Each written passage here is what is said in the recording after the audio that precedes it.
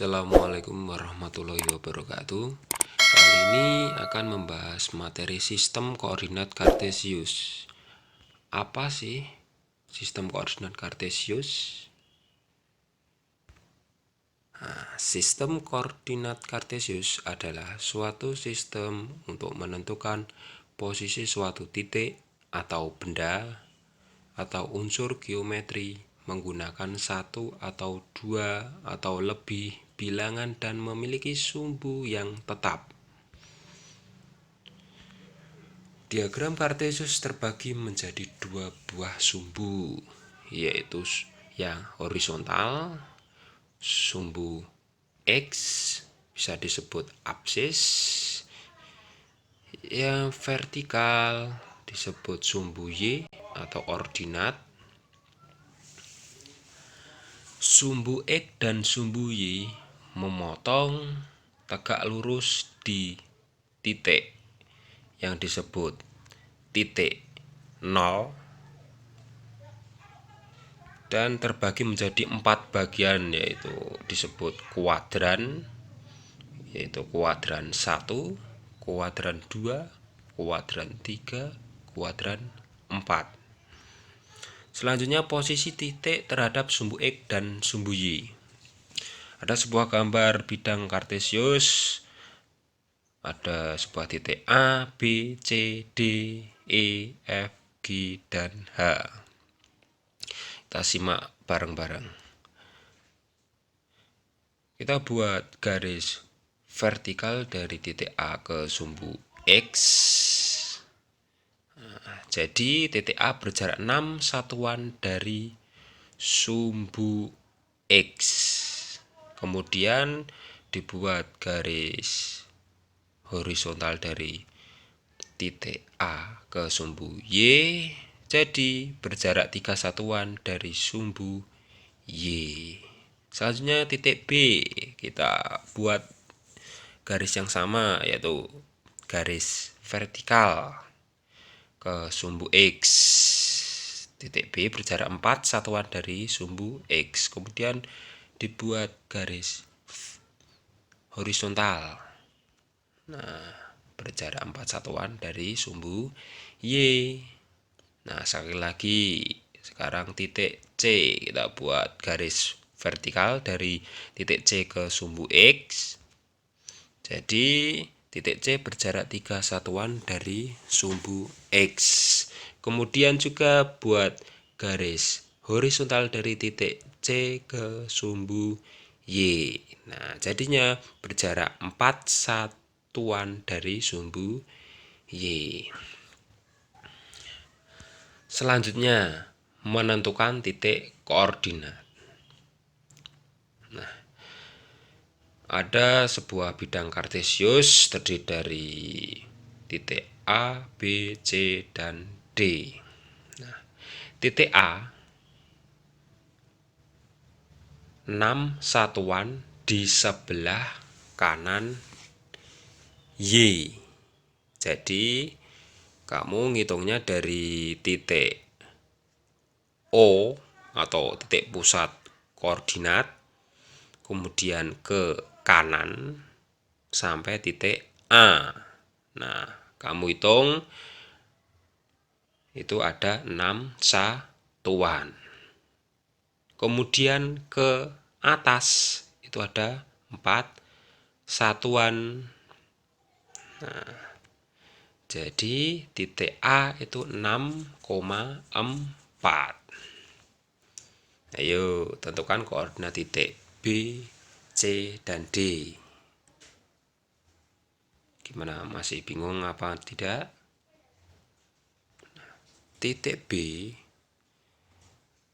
kita hitung dari titik pusat seperti tadi ke atau menuju titik B, yaitu 1, 2, 3, 4, 5, 6. Nah, jadi 6 satuan ke kiri,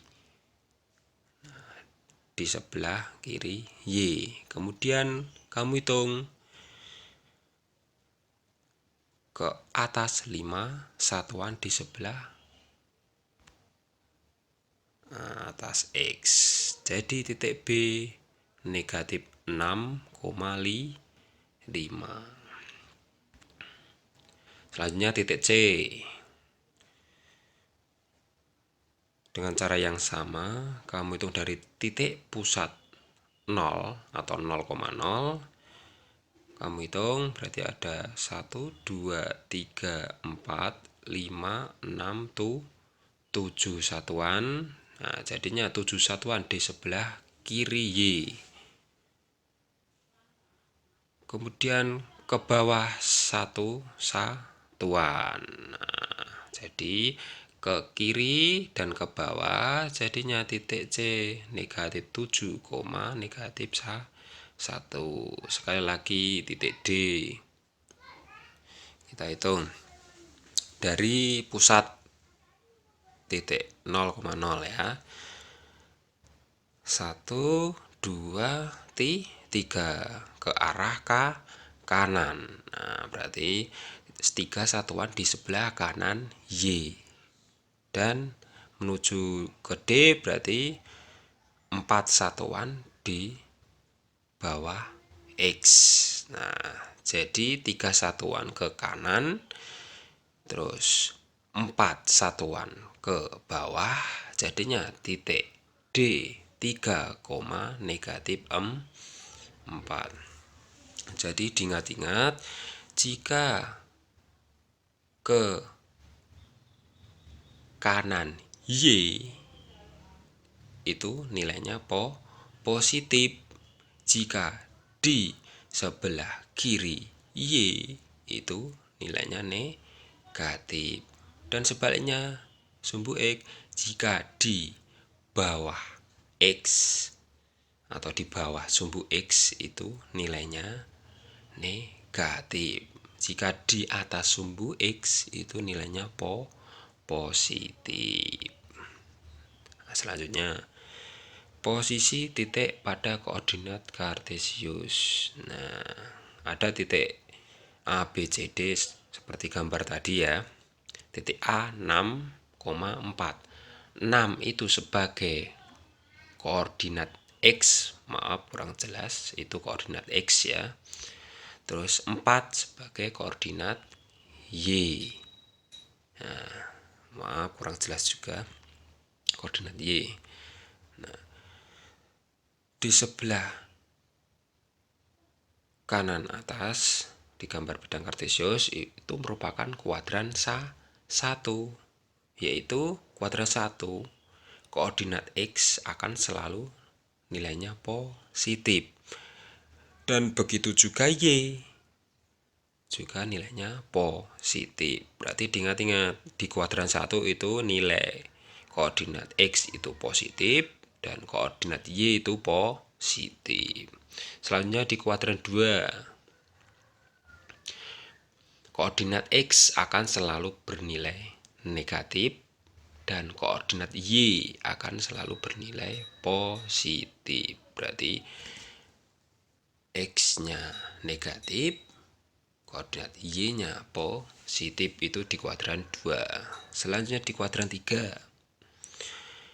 Pada kuadran 3, koordinat X akan selalu bernilai negatif dan koordinat Y akan selalu bernilai negatif. Jadi negatif semua ya. Yang terakhir, koordinat 4. Oh maaf, maksud saya kuadran 4.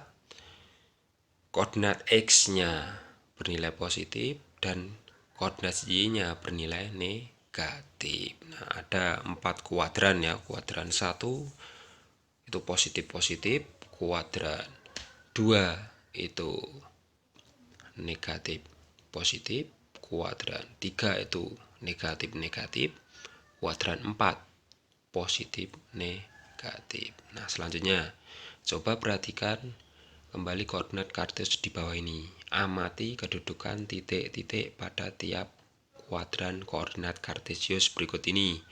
Amati pula jarak tiap-tiap terhadap sumbu X dan terhadap sumbu Y. Nah, nanti ada sebuah tabel. Koordinat titik A itu 2,6.